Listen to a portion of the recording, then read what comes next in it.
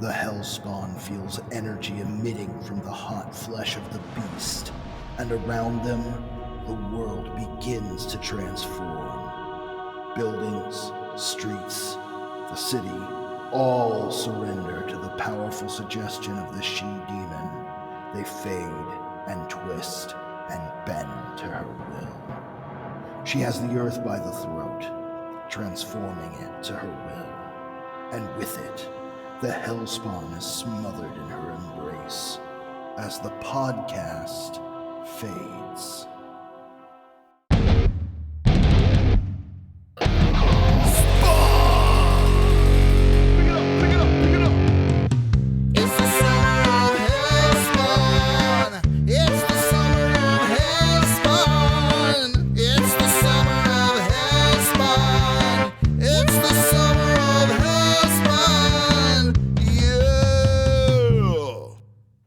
Welcome back to another episode of Spawnography. I'm one of your hosts, Pure Slide, pronouns they, them, here with, as always, George Marston, pronouns they, them, or she, her. We're almost done with Hellspawn, George. It's interesting. These issues are interesting. They're touching on some cool stuff that I think will become relevant later on down the road in the podcast. Before we jump straight into that, Pierce, how's your weekend been? It's pretty good. You know, just one of those weekends that kind of flew by. It's weirdly me too. It's already Monday almost, you know? It's the end of Comic-Con weekend, for context to the listener of San Diego, which I didn't get to go to again, though I wanted to. But I did wind up working from 3 p.m. to 11 p.m. on Friday in order to take the shift. It was fine. Honestly, wasn't that bad because I didn't have to start until late, and I got to see Fantastic Four in the morning with my mom because her birthday was this week. Oh, that's fun. Yeah, Happy birthday. Yeah, happy birthday, Mom.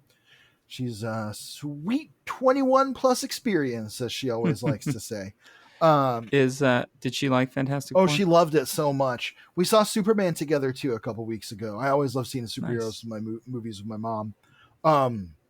And she really liked it, but I think she was legitimately upset by some of the parallels to reality and like real world politics.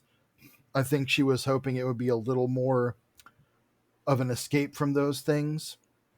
I liked that part of it. I thought it was good because I think it addresses something important, but she kind of responded to that very specifically. That said, Fantastic Four, I think was, it has a very strong sense of like whimsy and wonder. One thing I loved about it that I think you will like is it's funny. It's got funny moments, but it's Fantastic Four funny, where it's like Johnny and Ben ripping on each other, or like the foibles of the Richards family. It's not like most MCU movies where they're always taking the piss out of every situation, or there's like a that's gotta hurt from like off screen when some Hydra agent gets punched. It's a very non-ironic, very sincere movie, and it's very sincere in its approach to its like sci-fi, which I think is exactly what the Fantastic Four needs. I was saying this before the podcast, but to me, it wasn't quite as immediately groundbreaking and gobsmacking as Superman in terms of like filmmaking, but I thought it was really beautiful. And I think it is without question just about the best anybody could have done to translate the Fantastic Four into a movie. Yeah, it feels like they needed to embrace some of the Silver Age-ness. And I mean, they totally what do. The Fantastic Four is. Galactus is just Galactus from the comics, like straight up. Great. He's more detailed, but like when you look at it, it's like, oh, that's just fucking Galactus. And when he talks and does stuff, it's like, oh, that's just fucking Galactus. Hell yeah. Yeah, I mean, I think, and you know, we've talked about this before, the like 2000s adaptations of so many of these things were so afraid to lean into what made these characters compelling and fun in comics because, I don't know, just didn't feel like it was. It feels like people were honing in on the wrong thing about a lot of characters. Like those first two Fantastic Four movies, I have a weird tiny soft spot for them because it's the Fantastic Four. I don't think they're good. I think I said this before, that there are certainly a lot of good actors and Jessica Alba in those movies. but they just were so slapsticky and so shticky and like goofy funny that it was Yeah. like there's no sense of wonder in this at all. They don't feel like serious characters. They feel like goofballs. I think that what this, again, I haven't seen it yet, but what this is kind of giving is the vibe that I got from like Captain America: The First Avenger, where like Yes, when you saw like at the World's Fair when you got to see like Human Torch the and like original Human yeah, Torch and stuff, and it just felt like, oh, this is like a world that like this kind of like absolutely. fantastical stuff exists, but It also is like a like World War fully II is happening. realized reality. And I like that Yeah. quite a bit. It has its seams, it has its things that, we'll talk about after you see it that I think it could have improved on. But Hmm. I would give it, if we're grading this summer's superhero movies on a 5-point scale, I'd give it a 4. Superman, I'd give a perfect 5. Just my opinion. Just my Cool. opinion, bro. But What about Captain America: Brave New World? I What would would you give rank that a that? 2, honestly.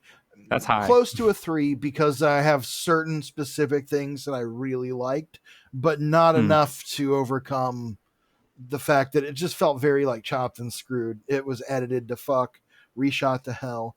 Uh new Avengers slash Thunderbolts. If it's on a 5, let's say if it's on a 5, I'd give it a 3. If it's on a 10, I'd give it an 8. Okay. I'm a little lower on that one than you too. You know, I think out of 5, it's a 3. Maybe it's a 2.75. I just don't Out like of decimals. out of 10, it's for me maybe a 7. I Maybe it's a accept six and a that. half. 7 seems good to me, but also I will say this. I think I've talked about this before, especially in recent episodes, because I don't believe in a stigma around this, that I'm a person who has had to seek help for self-harm Hmm. and for the urge to self-harm. And so I'm well beyond that now. I feel very healthy. I have a team of professionals helping to make sure I'm doing well, and I am. I feel like I'm doing great. But Thunderbolts, especially the ending, really specifically just spoke to me in a very personal way. Like Hmm. months old spoilers at this point, they all go inside the void or whatever, and they have to kind of find Bob Reynolds, and like they try fighting him and the void's just getting stronger, and then at the end, they all embrace him because the void is self-hatred, and you Yeah. can't kill self-hatred with self-harm or harm to others. You can only kill it with self-love and love with others and sharing that love. And so I thought that was a very beautiful kind of moment in an MCU movie. I also appreciated the filmmaking of it, like it was an actual movie. Yeah, I mean, I with Thunderbolts, I did like the central premise. I did think that like there were points at which I wanted it to go a little bit deeper into that stuff and try to explore it a little bit more and Yeah. maybe be a little less of a traditional superhero movie to allow the space to really dig into that stuff. That said, I think Lewis Pullman was great as, Sentry, Void, Bob, Mm. etc. It had there it had so it was fun. After Captain America being such a disappointment for me, uh, I was happy to see a movie that at least like like functioned I as a saw that one film. with my mom too. And that was Mm. also really pepped me up about it because my mom's been incredibly supportive in my life and a huge part of my recovery and healing from things that I've struggled with. And so, Hmm. I love sharing those. I've been into superheroes since I've been a conscious being. Like Yeah, there was just a thing that my dad was putting in my hands and my mom was giving me, and like I learned to read from comic books, but my mom has always encouraged that. There's a memory I have. Maybe I've said this on the podcast before. There's a memory I have with my mom. I was probably about 3 years old, maybe 4. Maybe it was around the time my sibling was born. I was about 4.5 when that happened. Anyway, I have a lot of very young memories. I wanted to go. We were going to the mall, the Natick Mall in Massachusetts, and I loved it because they had these big orange orb lights all over it. Anyway, I wanted to go, and my mom was like, "Let's get ready to go." And I was like, I had this little green plastic ring that my mom had given me, and I wore it like a Green Lantern ring. And I was like, Mm-hmm. I need my Green Lantern ring to go to the mall. And she was like, well, if you're bringing the ring, you're going to need a lantern, and you're definitely going to need a mask. So she made me a Green lantern out of like paper. That's sweet. And she had all these. My mom always had this box of like little goodies and treats to give me as a kid, like just dollar store stuff, but she definitely had a little green mask in there for me. And that's kind of the relationship I have with my mom around that stuff. So anytime I see a movie with her and she likes it and I like it, that makes me like it even more, because I love sharing that stuff with my mom. Hell yeah. Yeah.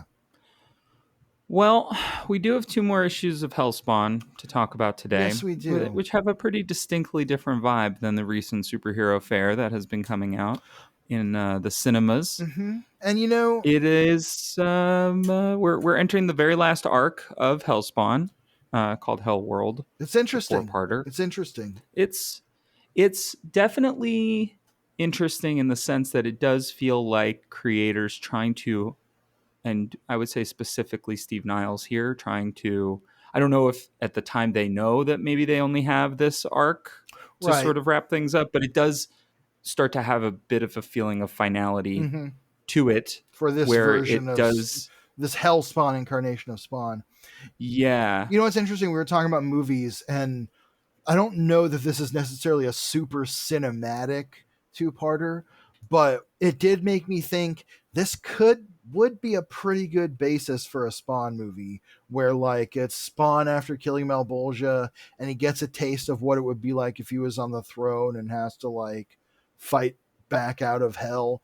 That'd probably be a sick King Spawn kind of movie, It's interesting. This being San Diego Comic-Con weekend, we did get a number of announcements and sort of things to look forward to in the Spawn universe. Mm-hmm. King Spawn number 50 coming out. We are, as we have joked on this show, we've joked about further adventures of Spawn at Christmas, and we're getting a new Spawn Santa Hell Claus yeah. book by Chris Killian. Okay. Who come on the pod, Chris? I know you follow us. So that's interesting. Yeah. There's like one thing that I think is really interesting reading this book and now being in the future. And, Todd talked to us a little bit about this as well, about how he doesn't even really pay off the throne stuff for like another 150 issues. Right. It's interesting to have it brought up here pretty like straightforwardly, right? This is like Spawn being confronted with this vacancy, and it's not settled what's he here. going to do with it? But yes, no, you're exactly right that it is interesting to see how it's addressed here in a world, sort of a branch of Spawn where the stakes are maybe a little different. Like you want to tease that out longer in the main Spawn title, but this also has a limited shelf life, Hellspawn, and it's, as we've discussed, sort of, it's not an Elseworlds, but it's kind of a like more adjacent to the main title than directly connected to it. And we'll see some of the seams with that as we go through these 2 issues. Yeah, absolutely. Let me get right to it then. Yeah, hit me with those credits. This is Hellspawn number 13. Todd McFarlane Lucky. Image Comics present Hellworld Part 1. Story by Steve Niles, art and frontispiece by Ben Templesmith, cover by Ben Templesmith, lettering by Richard Starkings, and comic crafts Oscar Gongora. So great. Usual credits we've seen for the last couple issues. Yes, and I was interested to see that there wasn't an additional inker because, and we'll get into this as we talk about the art, it does feel like with Templesmith getting a little bit further away from Ashley Wood's work, he's able to just kind of rip into his own like direction. Yeah, I agree. That definitely, unfortunately, we've said this 1,000 times, but definitely if you have to pick an artist that it feels like it is Bill Sienkiewicz. Oh, for sure. And I would say it's of a piece with Ashley Wood's art. Like it feels like a totally beautiful successor to what he did on the title. Excuse me. But yes, there is a lot of Demon Bear saga in this in particular, with like Yeah. the palettes, the, what would I call them? The overlays of like white and like highlighted kind of lines to make the art kind of pop in a sea of similar like reds and grays, little green highlights. I love the colors that Templesmith achieves on this issue. I think they're beautiful. I think it's great. Um, there are times when I think the storytelling suffers slightly. Agreed. I think that it's not, as these are vibes comics, but then this has like a lot of dialogue and a lot of it's Steve Niles has a lot he wants to The say, script and is I a think lot closer to like a Spawn mainline script. yeah, there's a lot that Niles is trying to get out to us. There's not always space in the art, and I think this is where we're seeing like Templesmith maybe just not having the same level of experience yet. Right. I mean, he's what, Where all of 18 at this point. yeah, exactly, which is incredible. But like we're just seeing, we see it right on this first page, even right. This fourth panel is so crowded. With the There's letters, too yes. there's too much. There's so much that needs to go there that can't get cut. He remembers the caress of her touch and how quickly it turned into the shrills of a million souls, each tearing away at his burning flesh. And then Spawn also says, "Why have you come here?" So like the caption covers most of his face. Yeah. That said, I wish it didn't, because that's a sick rendering of I know. Spawn's noggin by old Templesmith. I think that's really Yeah. solid. Now we get a very like weirdly erotic Hell, which is the name of the as you will recall from the previous episode, the demon child of Eden, the woman who died by suicide, which, spoiler alert and warning, this will get into that. This issue will also deal with some kind of weird sexual stuff between Spawn and Hell, and just a quick trigger warning for that. We'll note it when it comes up. It's just iffy to me, and we'll talk about it. Also, we're unfortunately, this demon's name is the same as the place where they are, kind of. Right. So bear with us. We'll try and separate. Honestly, her name is Hell, Hel, and they're from Hell, Hell. I'll try to separate. For my maybe we can try to specify Hell, the underworld, versus Hell, the person, when we need to. We'll do our best, but if you feel yourself getting confused, sorry. We'll try. So anyway, as I was saying, Eden, the woman who died by suicide, who was incidentally pregnant at the time, became the mother of this demon baby that was dang old born unto this world, man, in a huge explosion that killed a bunch of nuns, and the baby grew instantly into this like fully formed sort of demon who has come into Earth now. She confronted Spawn at the end of the last issue. She wants to crawl on top of him with she wants to trade plasms. Yeah. And what's really going on here is that she is, and we were told this basically once Malbolgia was killed, that the demons of hell are basically going to be like looking for a new leader. Yes. That they are going to be, because Spawn is the rightful heir to that throne, they are going to be testing him and trying to position him on that throne to lead them. And Spawn has wanted nothing to do with this. And in this case, the way that Hell is trying to make this happen is essentially by seducing him. Yes. That because for her, she would get to be the queen to his king, and she's right? like this. That is exactly what her role traditionally seems to be. She's sort of like a whore of Babylon kind of thing, like a mother of serpents or whatever. And that's interesting. Here, this first page, there's that close up on her weird teeth mouth, like with her fangs and stuff, cool. And her tongue hanging out. And then this bottom illustration really captures the notion of her being like creepily, unsettlingly erotic, like not sexy necessarily, but erotic in that sense of like a succubus. I think that palpable sexuality works here. And it's also very intentional. She's saying, this is how I live in the minds of man. Um, Spawn is she's again trying to seduce Spawn. He's not really having it as he immediately starts summoning forth his guns. Um, Yep. yeah, she says your silence tells me you understand who I am, and that's good. Meanwhile, Mike Moran is Mike just Moran just kind one of panel nearby. appearance, like it's the MCU, like, and he was here in the credit sequence. But that next panel of Spawn pulling out his guns, it's very like the Shadow, kind of very pulpy, and I really love that look. And he just kind of starts blowing her away, not the way that she would like to do to him, but with his pistols. And he says, "You tell whatever maggots you need that there's no throne to win, take, or claim." And she says, "You're wrong. There is a throne to be had, but you aren't suitable enough to claim it."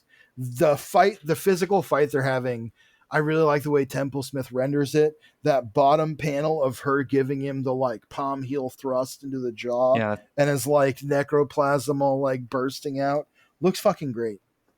Also, too, I like that as she kind of gains more influence within the story, we're sort of seeing his costume reacting. It's Right, something the that'll come cape up. is going limp, his mask is retracting a little. Yeah, he's becoming more like Skullish as seemingly her power grows and his kind of Yeah, falters a she's bit. kind of saying your costume knows me, it knows who I am, and it Yeah. knows what I want, and it wants the same thing. That she's like, can you see this is why your costume is your costume rebels. You've caused it much confusion, and now I'm forced to do battle against it because of you. She says it doesn't know that it's you it should hate, which is interesting. It's but also too like Spawn definitely has heard from Violator, from Malbolgia, from even Cagliostro on some level, right? There's always been a character kind of saying shit like this to him, and he's really rejecting kind of all And of it. Spawn will Like say that himself later on too. yeah, he hates being the pawn of anybody else. He hates being told what to do, and he is going to stand up for himself here, and that's why this fight's kind of going to happen. It's a pretty good, yeah. So that said, what happens next will blow your mind. I love this page. I love the front panel or the top panel where they're going face to face. It's almost like Super a cool. versus screen. He says, Yeah. "You talk too much," and she says, "This war isn't meant to kill its enemy. How long has it been since you tasted a woman, Hellspawn?" And it says, "The beast is flirting." She says, "You've misinterpreted my coming, Hellspawn. I come to you a blank slate awaiting your touch. Let your feelings take over. You remember what it's like to feel, don't you, Hellspawn? To need something other than violence and self-pity." And he says, "Get away." Here's where things get a little iffy to me. He says, "Get away," and it says he resists only in his mind. His body goes freely. They're kissing here. He knows something is wrong, but he doesn't care because this feels good, and that is a rare commodity in a Hellspawn's existence. Now, I feel complicated about this because she is demonically seducing him essentially against his will, using her physical influence over him. I don't love that, but again, she's a demon. Right. I'm And I always also iffy read about it things like as this being portrayed this way. I read it a little bit as like when it says, he resists only in his mind. I read that as he knows he should Right, resist, but he doesn't but want he to. but he doesn't. And also, she has a connection to his like costume, which Right. is ostensibly his body. And So that's what I'm saying, is that she is exerting yeah, some power over him. He's not sure if he wants to. It's borderline, and I tend to bristle at stuff that's kind of borderline like that. But again, I'm not trying to cancel Hellspawn 28 years later or whatever it is. So, yeah. Also, I think like we can have the demon do bad things. yeah, That's she's a demonic succubus. It's part of yeah, her. It's just what her character would do. right. But no, And I think, and again, I don't think that Spawn has like no agency here no, I because again, agree. Like I said, it's just I do think that it is like him knowing he shouldn't do this. However, the seduction is she working on him. right, yeah, exactly. So I do think that he's like going somewhat I willingly. agree. Like I said, it's Yeah. borderline. I don't want to come for Steve Niles or something. It's nothing like that. It Yeah. just stuff like that always makes me bristle. I hear you. Anyway, the artistic rendering of this whole sequence is I really like it with Spawn's chains flapping around and these inset panels of like different sections of his skull. Really cool. It says it's only a moment, a skip in time measured in a single heartbeat, and yet everything changes. And with the this is where I read kind of at the beginning. She transforms the earth into hell. Yeah. Basically, what she does is using her power, as she will explain, she, not even in an illusory way, uses the connection she has to Spawn and his powers and the power that she can offer him to show him exactly what it would be like if he did take Malbolgia's throne and the world that he could create. And that gets very complicated as we go on. But Yeah, it is kind of I've referenced this comic 1,000 times because one of my favorites of all time. It is the plot of Inferno, right, more or less, right? Is let's combine hell and New York City, for good reason. That's a great comic that's book. right. I love these Hey, New very York's all right if impressionistic. you like saxophones, baby. I love these very impressionistic renderings here as the sort of city's transforming. We see hell, the she demon, and Spawn in these sort of silhouettes, and then we get this really wonderful panel that's a close up of his face that says the caption says it is a vision of the apocalypse, strange and alien, the buildings like breathing lava and raw nerve. Great line. With with like it's Sounds just like the Thursday color. lyrics. Yeah, the color in these panels just really amazing. I love the slight glow of his eyes, the green, with her in the background. This really kind of like creepy, her eyes really big and bright. Just really really Oh, it's cool. great. And I love the weird demon thing in the next page, like on the third panel, where it's just like this mass of like shifting eyes and teeth, and it's swallowing people. It says swallow across the top. It says a world as strange as it is familiar. I love that. That's such a creepy fucking panel. That looks like a doom metal album. It looks like a Mastodon album. Um, Yeah, And he says, "What is this place? Name it." And she says, "It's many things, Hellspawn, and all of them are yours." She's basically trying to entice him to take the throne. She's saying, "This is what the world would look like if Hell won the war that has yet to happen, the war that Spawn was chosen to lead." Look, the citizens come out from hiding. People come out and they're like worshiping them. He's walking around with her and he's saying, "There's no place for me out there. I choose to be what I am and where I am." Uh, love this page of her kind of draped Over him, behind him. yes, very reminiscent of So that cool. Alex Ross Harley Quinn and Joker where Oh they're yeah. like dancing, which is based on an Arrow shirts ad, I think, from like Hmm. I think it's a Lane Decker. um anyway, uh I love the panel of his skull with like the lines kind of outlining the bones of it. Very very Sienkiewicz there. I like that quite a bit. I have a question for you. Yes. What do you make of the the constant changes of his visage, right? Is it that like he's not in control, that like cuz the skull face we typically don't see that. But then we've got panels here where it's straight up his mask and he looks normal. So what do you kind of, is it just like a cool artistic decision, or do you think there's a storytelling I, reason that we're really seeing the is there a flipper? lore reason you're Is asking? there a lore reason for I this? think it's partially just his costume kind of in flux. And Hmm. also, I think it's partially Temple Smith wanting to play around with a little bit for artistic Mhm. license. It's a little bit fluid and a little bit kind of impressionistic. So I think it's kind of coming and going based on what he thinks will look good. Hmm. And It's my no interesting because prize it is again the for that is just opposite. that the costume's in flux because of her powers. Yeah. I would guess it's like reacting to her, what she's doing as well. So, no, that's fine. I just, it's interesting because Ashley Wood specifically would reuse panels, right? So Right. we would get extreme consistency for characters in some cases, and we get very much the opposite from Templesmith. It really does feel like Templesmith is using he's pulling out all the stops in terms of like what he gets to do and how he gets to draw it, There to is the a point bit where of answer even to your question on the next page, but finish your thought.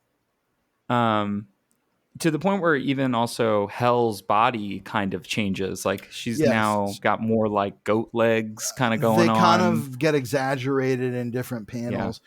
So okay, here she's leading him through like chambers of the worst, the souls that hell can never release, who are confined even in hell. Some people roam free in hell to be tortured, or we've seen them eaten by like weird ice shrimp or whatever.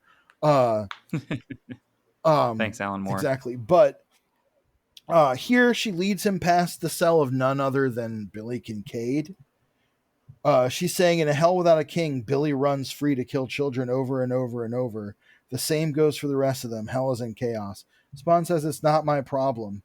And she says, but it is Hellspawn. You started the chaos. We get a glimpse of like different people in cells. There's I don't know if that's meant to be like overt kill or something there. Some weird amorphous guy. There's a guy saying he demands a trial. It says Ted Bundy. So I guess that's Ted Bundy. And then, okay, we're going to confirm right now that last panel is indeed Adolf Hitler. In his, it is, right? Yes, it's, well, look above his head. It says, hello, Adolf. Oh. Huh. And he's saying, it does say that. What are you looking at?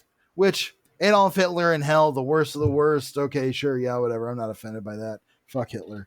Fuck Adolf Hitler. And if that's controversial to say in 2025 America, I don't know, man. We've lost the plot.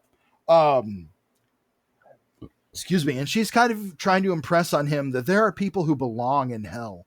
Truly evil, awful people who deserve to be confined, shouldn't be allowed to run free. And here, as she's saying that, Spawn is saying they're caged now, and she says, because I transformed the world. This is a glimpse of what it could be if you take the throne. As she's saying this, she's kind of reaching out her fingers towards his face, and the costume is retreating from her touch. So I think it's definitely in flux with her presence. Because like her fingers are kind of making it wrap back over his head. Then we get that really great close-up of his like death mask skull with the weird sunken eyes. She says, don't let your former eyes look upon the landscape. You've been trained to see ugliness in human terms, because here in a hell of your own creation, you are beautiful, Spawn.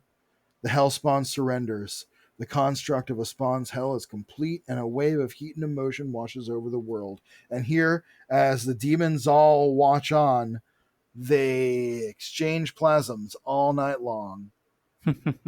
What's interesting is that we are in an era for the character where he's very much rejected Al Simmons, right? Where this is Spawn, Al Simmons is dead. And he'll have to confront that again here.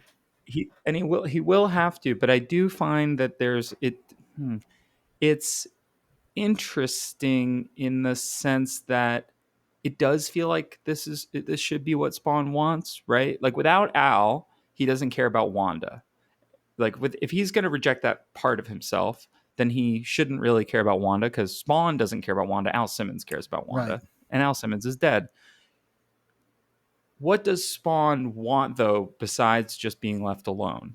Well, I think he sees himself as, and we'll get into, and especially in the second issue, why he doesn't want that throne now, especially. But I think he sees himself. I think he believes that if he were to take that throne, he'd be as much a slave to it as he was to its former master. Yeah, I mean, it's clear that he does value his own freedom, but he'll be seduced by this power too. I mean, these are questions that will be somewhat answered as we go on. It's interesting because, like I said before, it gets more complicated for Spawn than whether he wants this job or not, and also what his conception of it even is. Now, okay, so we saw Billy Kincaid earlier. He's in hell. This is, for the record, sometime after his appearance in the main title where he returned as a ghost, Yep. and he was banished back to hell at the end of that, basically. There are these weird demons watching Spawn and Hell exchange plasm, and Spawn, they kind of finish.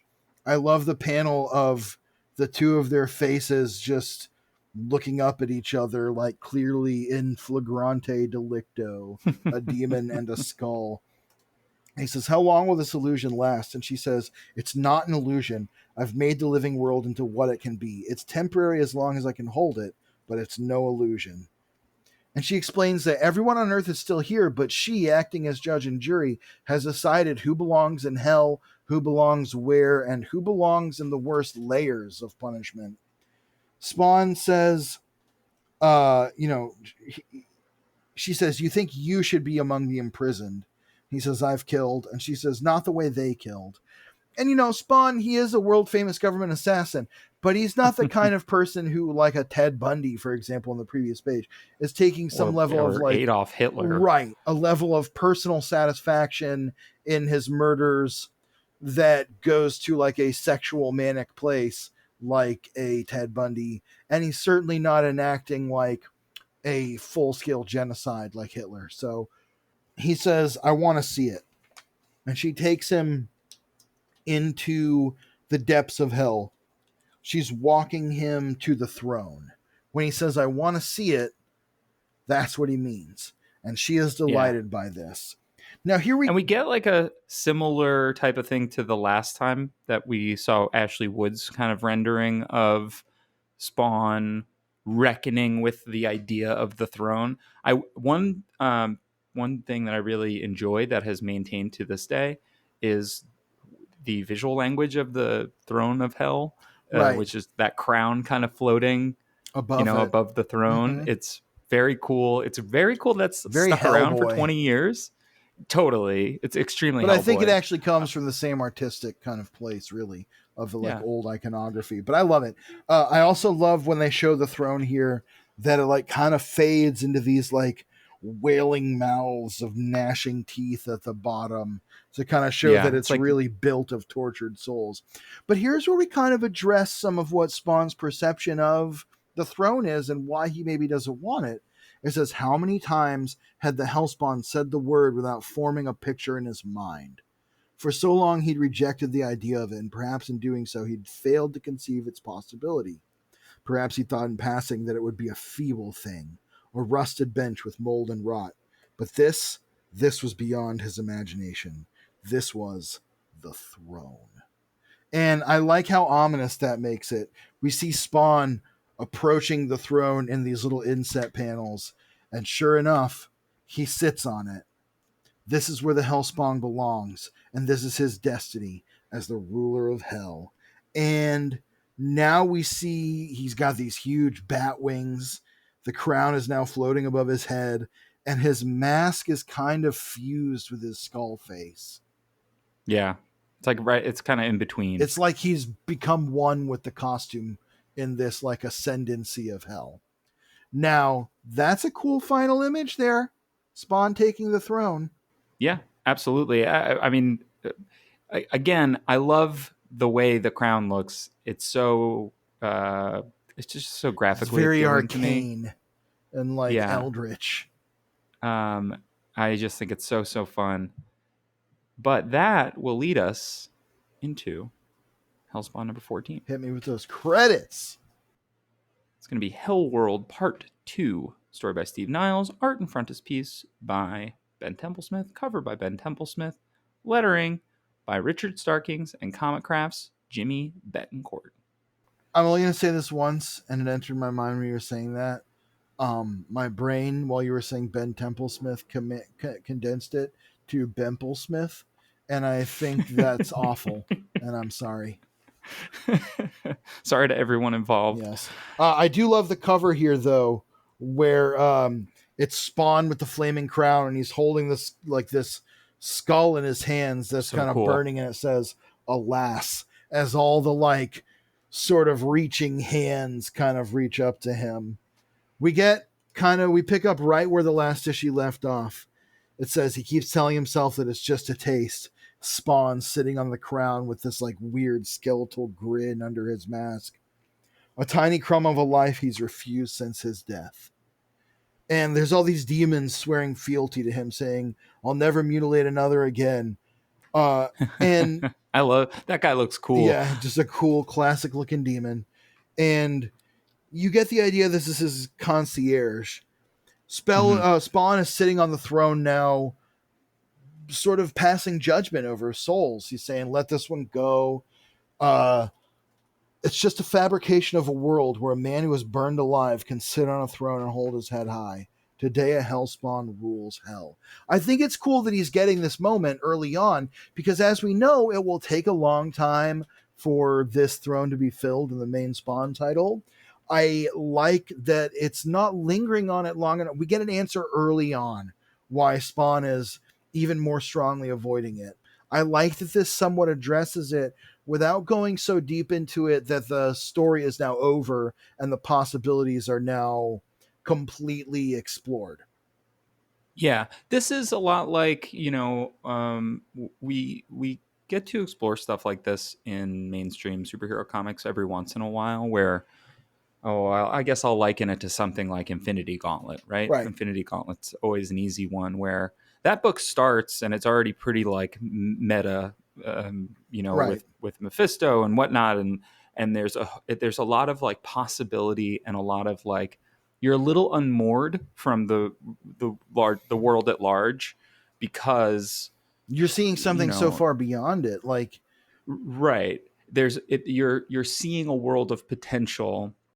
You also, as a reader, and I think that this is one of the things that's really effective about Spawn, is like we are typically on Spawn's side because we also don't want to get tricked. Like we understand why Spawn is inherently distrusting of the things that he's shown. Yes. And it's because, look, we already have found out that Chapel wasn't real. Like that, what Chapel didn't kill him, right? He was burned alive by Jessica, which is interesting. Right. Yeah. We have seen the moment that he had with Wanda, but we will find out eventually that was even an implanted memory, that he didn't actually hit her, that Mammon was using that to sort of manipulate, control him. Yeah. There's I think with demonic characters, we tend to get this storyline. I think Ghost Rider kind of gets it. Hellboy definitely kind of gets it. It's the Faustian bargain, which is right. The if you give into that nature, you're offered. Can you ever come back from it? Goes all the way back to Christ in the desert in the Bible, where he's tempted by the nemesis. It's where this eternal nemesis, the eternal adversary, shows you what could be yours if you embrace what he offers. And the thing is, there's a tempting nature to it where you live in a world of possibility, except for eternal possibility. You have to live of the moment and in the moment. It's almost like the Sith Lords. They say it's the way to fast power, but when you burn bright, you burn fast. Right.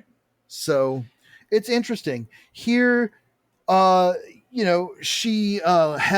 is saying, your reluctance disturbs me, talking about his reluctance to truly damn souls to hell. He wants to adjudicate people in a way that is very earthly. Here she's saying, all these people belong here. Your job is actually to decide how bad they're punished. And he says, I've walked blindfolded for too damn long. I'll make my move when I want to, and not just because the opportunity has been handed to me. She says, that sounds good, but if you strip away the babble, all you have is meaningless words, or even worse, a wasted chance to make your own world.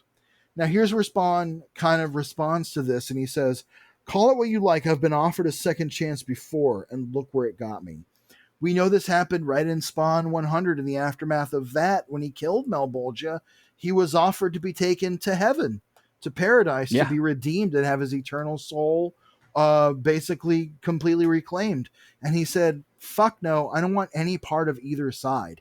Now he's getting tempted by hell in a way that heaven refuses to tempt. Heaven's strategy, and this is the same thing, is heaven turns its back on you. When it doesn't, Yeah. when it's done with you and you refuse the call, heaven turns its back on you. When you refuse the call of hell, it creeps closer and closer into your life. And that's the same thing with Spawn here. You know, he's refused the call of both sides, but only hell is trying to get him to accept it. Do you think that this is part of what people's frustration is with this book in general, though? With when I say this book, I mean mostly the main Spawn title, but we've heard multiple times like, oh yeah, like read the first 100 issues, and then some of the other stuff's kind of good, but it doesn't really get going again until after this. Is it because like the character's in a weird spot of like he's not, because he doesn't have a really strong supporting cast, right?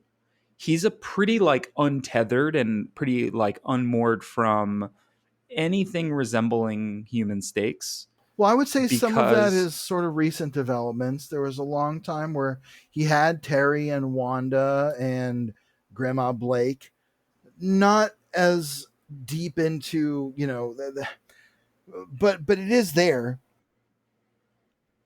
what I mean though is that like because Spawn doesn't really change or grow, right? And I mean Well, I this, think he does. I mean, I think we've I, I discussed that.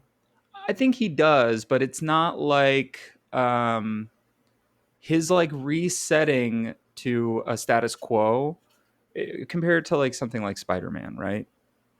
Like Spider-Man, like yeah, like we'll reset Peter back to like a status quo that is familiar, but we understand the things that he like learns from his adventures. We also understand why he has to do his adventures because like, you know, especially during like the nobody dies era, you know, Right. He with Dan often has Slott, very right? specific motivations.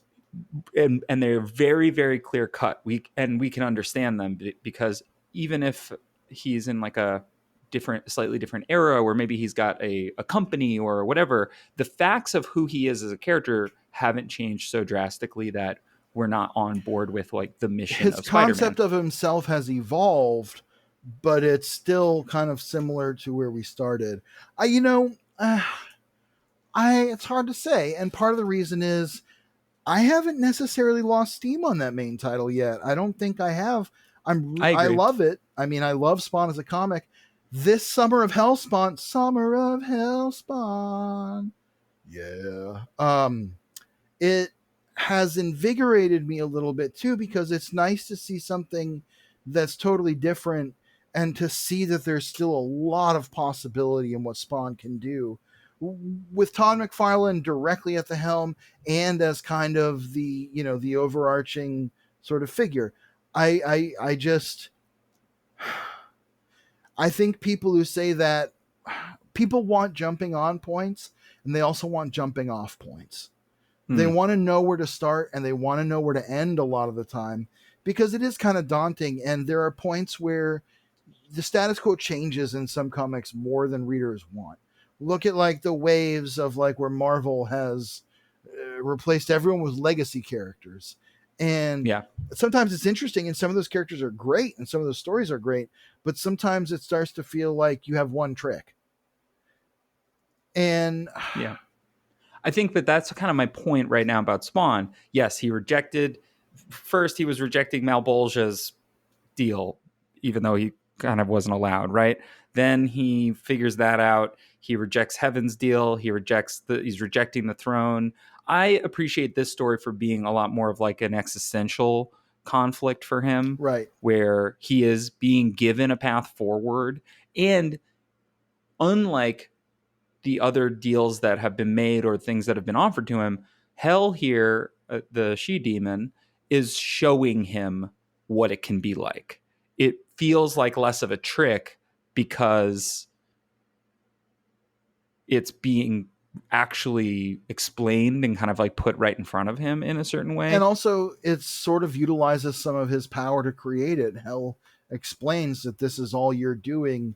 Ultimately, this is the future that you can create. Right. I really love the art in this sequence. I love the silhouette of Hell and like the with her goat legs and stuff. And then I Yeah, that's love the awesome. next page of Spawn kind of looming with his like cool dragon wings. And she's telling him, that warm feeling you have is the love of your subjects and hope. You reject it because you conditioned yourself to reject anything out of the ordinary. And it's basically saying like you have a narrative about where you belong, and that is based on your existence as a human. That's why you can't make these decisions, because ultimately you're still stuck, bound to your humanity. And she brings forth this like cage of people. She says, "Do you see those cages? Do you see the people inside them? They're the unwilling residents of hell, the caged ones, those so malevolent and heinous they can never be trusted or run free even in hell." And she's trying to urge him to not just damn them to hell, but banish them to an oblivion beyond where souls even exist, to eliminate them entirely. She says, just try one on for size, take their soul, make us both stronger. And I love her peeking over his shoulder, his sort of like stunned look as she's kind of seducing him. And it says the sight of him sickens him. This place is beginning to sicken him, crawling into his gut. And he kind of runs off. He rejects it again. He says, what the hell's the point of all this? They're already damned. What more can I do? She's trying to get him to erase them. She says, you define this hell. But if you don't have the stomach for it, you don't have the stomach for it. What happened to the bloodlust? Maybe it was never in you. Maybe it was left in that box in the graveyard. Maybe maybe you were never the right choice. She pulls out another soul from beyond hell, somewhere in the realms of Inferno. And who is it? But we actually don't know. It's an interesting, we essentially know, but there's a conundrum here, Pierce, isn't there? Yeah, I mean, this is ostensibly it is Al Simmons. Well, this isn't Al Simmons. No, this is the soul of the person who killed Al Or Simmons. sorry, excuse me. Yeah, it's the soul. It's the rotten soul of the person who murdered Al Simmons. And when we see that, it does not look like Jessica Priest. Well, they're given the gender neutral pronoun. They're referred to as they. There's also one panel where it refers to as him, but I think it's generally left a little bit amorphous so that it can kind of fit into whatever canon. I like to think that it's as we discussed in early episodes, Chapel goes to hell and then is reborn as like the fertile goddess of this other reality. So maybe it's just our good gender swapping friend. Either way, canonically trans Chapel. I do like, again, and kind of what I was saying earlier is that like I like how this kind of keeps you off kilter a little bit. If you're somebody that's been reading Spawn since the beginning, like yeah, you're like, okay, so is this Chapel? Is this Jessica Priest? Is this, who is this? What is this? Why is this being shown to us? I thought it was maybe Jason Wynn, but it later says, I dealt with Jason Wynn. I don't care about this. Spawn is not that tempted. He is looking at her and seeing Wanda, seeing Al, his own murder, and says, think about the bullet they shot into your face while your flesh sizzled and popped on your bones, and all you could think about was Wanda. Think about all that, and then look at the face of the killer and judge. And Spawn, in his ascendancy as King Spawn here, I love how his cape has become a robe. He says, it's been a long time. How have you been? And the succubus is trying to get him to just take vengeance on her. Yeah. And I love the art in this whole sequence. I think it's really, really great. Templesmith's doing some really, really cool stuff with some watercolors here. Absolutely. That are really exciting. This is, I think that the off-kilter nature of this kind of face-off between essentially Al and the person that killed him, in a way, it's hard for it not to feel like a trick. Yeah. Well, yeah, and we've seen him tempted by this revenge before, and he's taken himself through a cycle of revenge that, especially with the last time he saw Win, it seems like he's gone beyond that at this point. like very Yeah. intentionally. And that's part of him laying down his humanity, is letting go of that vengeance. While he's contemplating, we cut away to another lost soul, and this is none other than Eden. Now, the woman who died by self-harm, who gave birth to this she demon hell. Now, here I want to say there is a little bit of a trigger warning due to the language around self-harm. They talk even more about how self-harm is like a sin. They Yeah. get into this chain of events. While we follow Eden, she's basically wandering around hell, being reminded of all the sequence of events that led her here. Her boyfriend trying to assault her, Spawn taking vengeance on him, um, the it's all kind her of, going home and not having any like mooring. I was a little annoyed reading it. I was like, well, this is all really just a very tragic and like kind of harsh way to talk about self-harm. But yeah. what I realized and what made me feel like, okay, I get what this is these are the thoughts you have in hell. These are the thoughts you have while you're being eternally tortured. You were eternally Right. tortured by the thought of everything that could have gotten you out of hell. Right. Had I made one different decision, had I not done that Had thing one or thing went to been that different, place, or yeah. yeah. And It's sort of like the, oh, am I here because of one bad day? You know, I love the splash page of her looking out at the city with essentially like the demonic sandworms creeping up. It's yeah. saying in a way she created all of this if she'd given into her boyfriend, blah blah blah. And it all says, people tried to help, evil things came through her body. Maybe it started with the beating or her death, but it might have started when the Hellspawn stepped in and murdered Jimmy.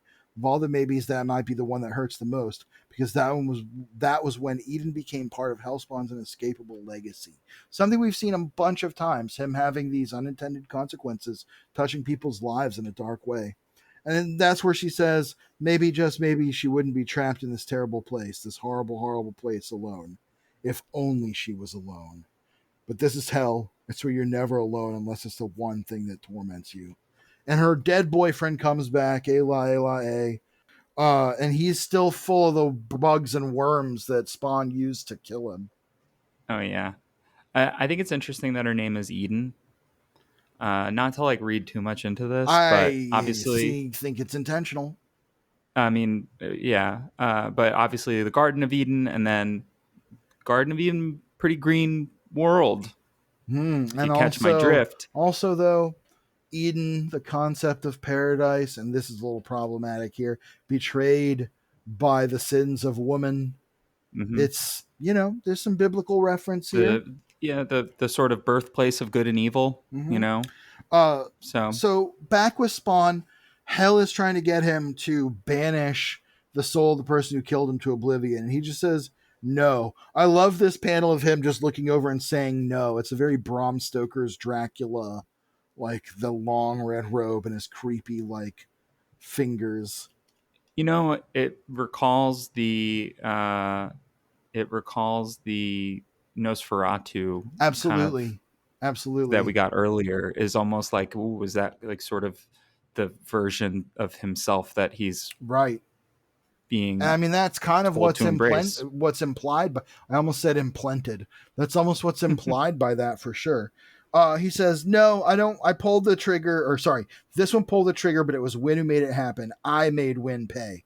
This is nothing. You can go. And she's just dumbfounded by this. In an instant, Hell is transformed. It says, when the Hellspawn looks out over the skyline, he sees something familiar. His world transformed into something custom made for him. A world of pain, a world of harsh judgment, a world of punishment. It's almost too perfect in its despair. But is this his world or someone's notion of what a Hellspawn would want? The lines are blurring.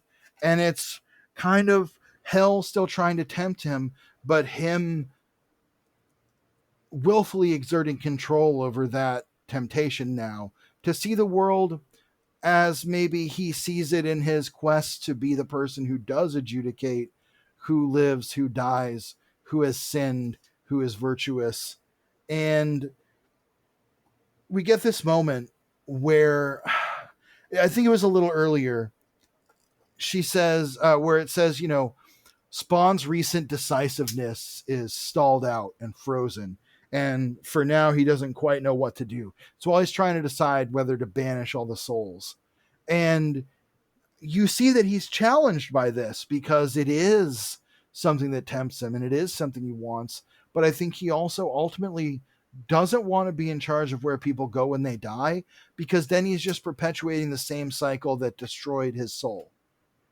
I think also he doesn't feel qualified to met out this judgment, Right. Because except he's deeply for flawed like, himself. right, except that like what she realizes is like, well, there's one person that he knows that he is better than. Yes, and she summons forth a spirit we saw earlier from the depths of hell. There's this ominous approach of this hulking figure, thud, thud, thud, his disgusting mouth of teeth. And then we see Ben Templesmith's nightmarishly grotesque rendering of none other than Billy Kincaid.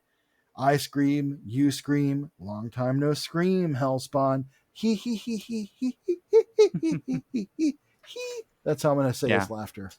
It's pretty gross, and it's interesting that Billy Kincaid has become this longtime nemesis for Spawn. He's almost one of those Doctor Dooms that Todd talked about, where he's this recurring nemesis that when he shows up in Spawn's life, it does mean something, because he was one of the first souls that Spawn truly claimed in his mission for Malbolgia.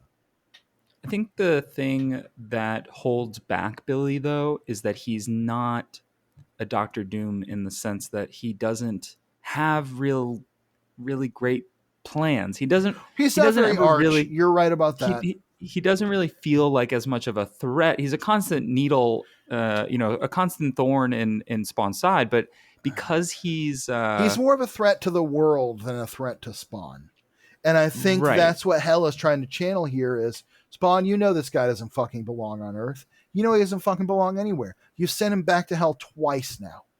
Are you going to let him run around for a third time? That's kind of what she's tempting him with. And I think that's interesting. I think it's also interesting that, once again, Nazis and pedophiles are the two people you can fucking burn alive in a story, and no one is going to defend them. I'm certainly, if Adolf Hitler and Billy Kincaid, history's two greatest monsters, were banished to an oblivion of absence and irreality and fucking the torment of nothingness, great. I wouldn't mind. I don't think that's a real thing.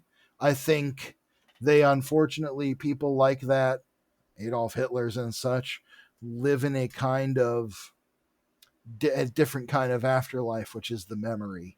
And I think that is, in many cases, unfortunately, far too subjective. Yeah. Well, we have a little bit of back matter. Let's get into it.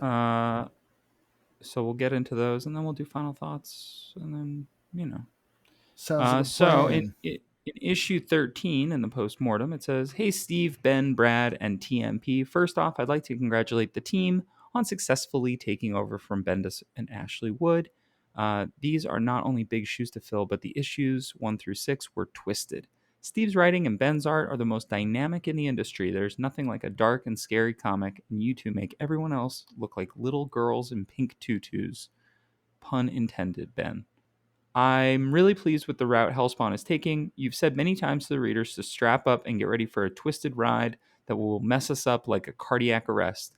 I'm really looking forward to the trip. The Cygor story arc is now over.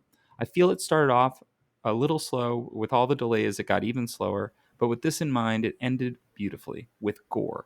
Gore. The unused element in comics these days. Not only gore, but deep psychological action as well. It's great to get into Spawn's mind, and even greater watching him take others into that evil place with him. Also, I've read around the Spawn boards that a lot of people are disappointed and confused as to how/why Al is treating /threatening Terry. Well, in my mind, it couldn't have come sooner. Terry isn't a friend. Hellspawns don't have friends. Terry is working for what Spawn believes is the competition. I'm not here to make Terry friends. has Wanda. I'm here to be America's next top Hellspawn. This equals an enemy. Besides, Spawn isn't Al anymore. This said, I'm really looking forward to the new issues and the dark trip you intend to take us on. Your fanboy, G Money, aka John What? Garanzos, from the Niles and Spawn message Wait boards. a minute. Wait a minute. His name's What? is John spelled Gohn. Otherwise, you don't No, get to be G Money. That is his last something name starts that with G. some of my does it? Okay, fair enough. Some of my acquaintances have often called me that because of my first initial. And you know what? I Mm. don't mind it of all the ways people play with my name, and there are a lot. The G Money or G Unit or those ones. It's funny to me. I'll take it. Unless you ever use it, in which case I'll shoot you a bad look. I hate when people play with my name. When I was a kid, that was just one of the things that the bullies always were like, "Your name's George. That's a cartoon." As somebody with a somewhat unique name, I have always hated when people have tried to make it into nicknames. Yeah, I'm like, leave my name alone. Just call me by my yeah. name. Anyway, Call me by my uh, name. Steve Niles says, "What? No questions? Okay, well, thanks for writing. Glad you like what Ben and I are doing." Yeah, I like Next it too. letter. It's this psychological body terror thing. There's like a Cronenbergian element here of like flirting with this dark side of reality that you don't normally touch on. Yeah, I get it. I think also too the Cygor story was I thought it was really good. It's always good to see Cygor. Love a big cybernetic It was gorilla. a Cygor story Um, that we've been hoping for some time. Yeah, and also we got a little check in with Jason Wynn. Agent Damascus was kind of Yeah, scary and like it was it fun. just kind of brought some. It was good. It was a really good arc. Um, Next letter says, "Dear Hellspawners, I wanted to say that I like your book, and the pictures make me tingle in funny places. Gross. Forever a fan. Name withheld." Name Steve Knowledge just withheld for says. their safety. Steve Knowledge just says, "Call the police." Yeah. Um, Hey, Steve, Ben, and the people that make Hellspawn possible. Just wanted to say you're doing a bang up job with this spin off series. I've been reading Hellspawn from the very beginning and have become overly fond of the style created by Ashley Wood and Steven, and now being taken into new territory by Ben Templesmith. The limits have surely been pushed in regard to this series as compared to the main title, and I say, keep it up, the darker the better. Now, on to the questions I've been begging to ask for some time. Well, maybe only a short time. Number one, in issue 1, we see the clown come back for a little while, and it carried over into issues 2 and 3 when he was killed off. Will he make a comeback in the near future in some form or another? Niles says, the clown is an evil force, so who can say what death is to him? If I had to guess, and this is comics after all, I'd say clown will pop up Yeah. somewhere, sometime. Yeah. Number 2, will the events of Hellspawn ever have an effect on the events of the title series or vice versa? Niles says, as I've said before, Brian, Todd, and I talk. There are no plans yet to have events coincide. Number 3, did Ashley Wood's style affect the way you structured your story? And is this the same with Ben Templesmith's art style? Niles says, working with every artist is a completely different experience. With Ashley, half the process was talking first, then scripting. Ash would create the art, and then I'd step in again and work with the art, scripting some more. Ashley is very spontaneous, so we had one process. Ben and I work from full script because it's hard for us to talk, but he takes things and runs and adds little bits. The process is not only different from artist to artist, but it changes issue to issue. Well, I hope that some of these questions can be answered or at least touched upon. Thanks for the time, Aaron McCann, aka someone from the Steve Niles / Inner Sanctum message boards. Thanks for writing. Yeah, I mean, Da-da-da-da-da. I think we're seeing Hellspawn kind of brush up against Spawn. Like I said, it feels connected enough that it feels like the same world and the same, ultimately the same character. I don't need them to be like interwoven. It's Yeah, it's like how I feel about, like, you and I have been reading comics for our entire lives. Are there stories that we like more than others? Yes. Do I just take the ones that I don't like out of my personal headcanon for those characters? Yes. yeah, you just don't have to And read or care about those. yeah, exactly. You know, it's almost like X-Men and Uncanny X-Men back in like the 80s, early 90s when X-Men was first coming out. There were times when they were kind of connected, but for the most part, like you could read X-Men or Uncanny X-Men and get the stories of those characters, Yeah. aside from the times they were specifically crossing over. But, Right, right. it's kind of like the business as usual version of that, where it's like, yeah, Captain America's in his own title. He's also in Avengers. And like, if something crazy happens in one, it's going to happen in the other. But Yeah. you're not trying to account for every minute of his time between those two titles. Right. All right. So in issue 14, we got another letter that says, Dear Steve, I couldn't help but notice that Hellspawn is being solicited again after a long absence. Does this mean that the book will once again attempt to come out on a monthly basis? Steve I didn't says, that's realize the there had idea. been a pause. Yeah. Right now, we're basically like, so issue 13 comes out around June of 2002, but issue 14 is like December. Oh, so there's a few Like there's months. a Yeah. pretty big, yeah, there's like a pretty big gap even in within one arc. And I can see why this art feels very intense to make Yeah. for one person. Um, so, I'm sure it is very much a labor of love. Uh, so Steve says, that's the idea. Ben and I have been working our butts off to get this thing back on track, but Brad, who's the managing editor at McFarlane Productions, keeps falling asleep under his desk, making it very difficult to get things done. Brad would be fired immediately if not for the work release program. Oh my God. The letter continues. I also noticed there's been a lot of discussion about bringing back some of the old villains in Spawn. I know that early on, Hellspawn featured the clown, which was a pleasant diversion after all these years. You've also given us Overt Kill in a surprisingly short arc, and even brought back Jason Wynn long enough to drive him insane. My question is, with Redeemer, the Freak, Cagliostro, Eddie, and Andy all making appearances in recent issues of Spawn, and since you and Brian Holguin are apparently in communication to ensure some level of continuity, can you give us any hints as to what old villains you hope to bring back? Yes, how's this for a hint? Do you like ice cream? By now, you may have noticed certain psychos on the loose besides Brad. He's the first of many who are planned to appear. I have plans to bring back a character from an old Dead series as well, and if everything can be worked out, a character who hasn't been in comics for a long time. No, not Miracle Man. Well, Because I guess at this point, they've already been like, I guess we can't do that. yeah, he only had one There, panel in that story. There are going to be a lot of exciting new things happening in both Spawn titles over the next few months, including new characters, old characters, and some huge changes for the Hellspawn himself. Well, there you go. The letter continues.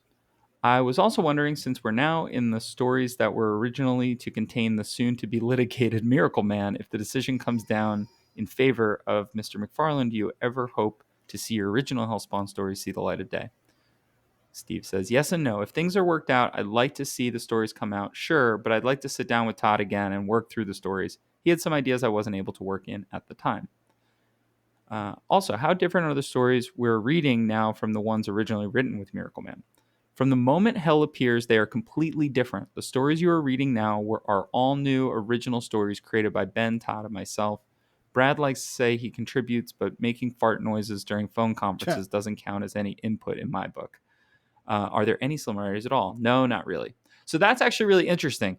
As soon as this arc has started, and probably is a big reason for the delay, right? It's like, oh shit, totally have to scrap the things this we had Miracle planned. Man thing and do something completely different. Yeah, and shit happens when you party naked. But yeah, that's been 2 more issues of Hellspawn, and there's only going to be 2 more. So the summer of Hellspawn It's almost has almost over. come to an Yeah, end. but it's been a wild ride. A lot of fun. A lot of summer fun.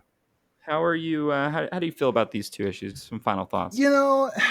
As is often the case, I found myself liking them better the second time we went through them. They felt a little bit kind of, the first time I read them, aspects of it felt like the wheels kind of spinning. Mm-hmm. That said, as we've gone on, I've enjoyed it more and more, and definitely going through and analyzing what's going on in this story from a more metatextual level. I appreciate sort of the temptation of Al Simmons here and the way it addresses the complex nature of what's being asked of him. Kind of takes it beyond the superhero idea of like, oh, who will sit on the throne of Asgard? It addresses it in a way that makes it feel like more than just a typical status quo. Mm-hmm. How do you think that this kind of lines up with we've gotten similar types of stories, right? Who will wield the shield? Who will wear the cowl? Yeah. In battle for the cowl and Batman. I would say that those are probably the 2 biggest ones. We've gotten many who will lead the X-Men stories. I mean, hell, how many stories has Thor had about, again, just who's going to be on the throne of Asgard? Right. How do you think that this is shaping up versus, say, Who Will Wield the Shield and like the Battle for the Cowl? And I think it's interesting because this story to me, those stories always have the argument ultimately that someone should wield the shield, that someone right. should have the cowl, and that ultimately the guarantee is that it's going to go to someone who has, in most cases, it's going to go to someone who has the best interests of that legacy at heart. There are, exceptions like Superior Spider-Man, etc. But I think in this case, it's kind of an inversion of that trope. It is Spawn seeing what that would mean for him and trying to grapple with that and trying to grapple with whether that fits into who he is as a person and how he himself sees that. Hmm. So, there's my I final thoughts. What about yours? Yeah, I do think that this book is allowing for a lot more introspection for Spawn than we really have been getting in the main title. And partly because it's allowed to be darker and it's allowed to sort of explore some heavier themes in certain ways that, that the normal book isn't really able to. That it feels like Niles and Temple Smith getting to kind of make a statement with the character that Todd doesn't tend to get to do in the main book at all, because the main book has to be kind of like PG-13 Right.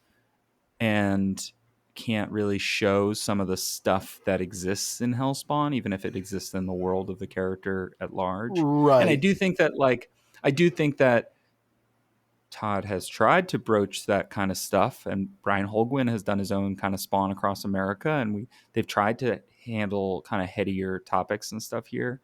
But I think that those things don't come with like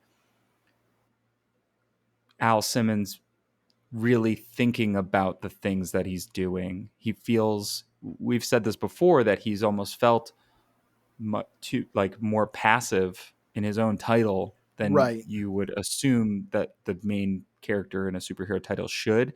Whereas in Hellspawn, because we are kind of put in his head a lot more, he feels like a much more active part in this, even if in these like two issues he doesn't really control anything specifically. Yeah, he's more like Dante going through the inferno. Yeah.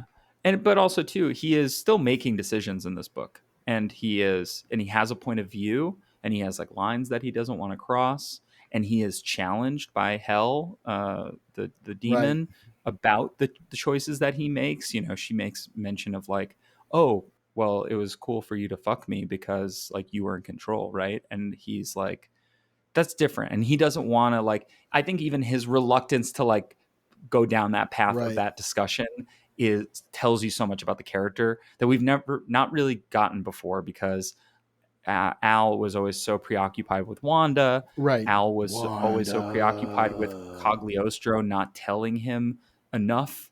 Like, this is a character finally telling him stuff. Whether Right. or not it's true is unclear, We've been in a but phase of that for a while. It's a little less of like trying to maintain a status quo and a little more like, okay, well, let's start to try to play around within that a little more and kind of try to move it around a little bit differently. yeah. But I'm excited to see how it wraps up. Yeah, for We'll sure. see. Uh, Before we head out, do you have any recommendations for our listeners this Sure. week? I have two recommendations. One of them is Shoot. go see Fantastic Four. It was really fun. By the time Hey. this is out, you will have had many opportunities, but if it's still in theaters or whatever, I really enjoyed it.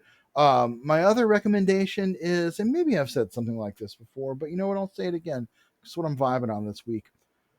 I've been writing a lot about King of the Hill, and I could recommend that, but what I'm really going to recommend is that's one of my very favorite shows. I've watched it so many times, and it's something I can just about always grab an episode and put on. So, what I'm going to say is whatever it is, be it comfort media or a specific meal or a thing that you do one of your very favorite things. Do one of your very favorite things that is just going to make you feel good about yourself and about where you're at. Sweet. I will recommend a pretty good movie, King of New York. Came out in 1990, starring Christopher Oh, yes, I've Walken, seen that. That's a pretty good movie.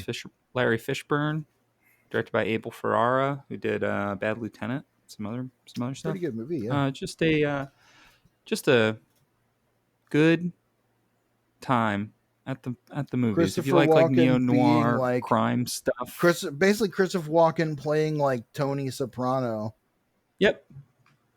It's criminal underground in New York City, and Christopher Walken's in charge of it. Interesting movie. Got I didn't hate it. I liked it. Wesley Snipes in there Yeah. too. A young Decent Giancarlo cast. Esposito. Decent cast. I forgot Giancarlo Esposito was in that. Yeah. He was, you know what? He's great in Do the Right Thing. Yeah, absolutely. But yeah, that's what I got. Well, George, for tonsil of the world, he gave his only begotten spawn.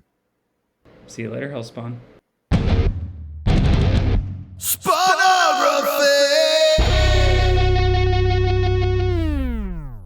Spawnography is recorded in Athens, Georgia, and Queens, New York. It's produced by me, Pierce Lyden. Our theme music and logo were composed by George Marston. Episodes come out every Monday on Spotify, Apple Podcasts, YouTube, and wherever you get your podcasts. If you like the show, please rate, review, subscribe. You can find us on social media at Spawnography or at SpawnographyPod. If you'd like to reach out to us directly, you can do so at spawnographypod@gmail.com. Thanks for listening, and until next time, see you later, Hellspawn.